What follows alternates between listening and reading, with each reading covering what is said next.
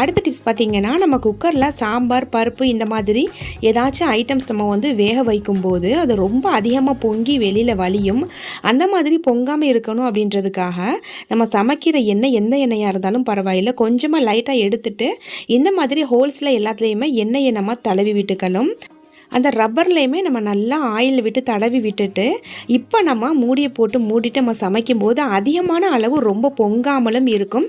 நம்மளுடைய சமையல் வந்து அந்த குக்கர் உள்ளேயே நமக்கு வந்து வெந்து வந்துடும். ஸோ கண்டிப்பாக இதை வந்து ட்ரை பண்ணி பாருங்கள். அடுத்த டிப்ஸ் பார்த்திங்கன்னா, பால் வந்து பொங்காமல் இருக்கிறதுக்காக மேலே வந்து மரக்கட்டை ஸ்பூன் ஏதாச்சும் வைக்கணும் அப்படின்னு சொல்லுவாங்க.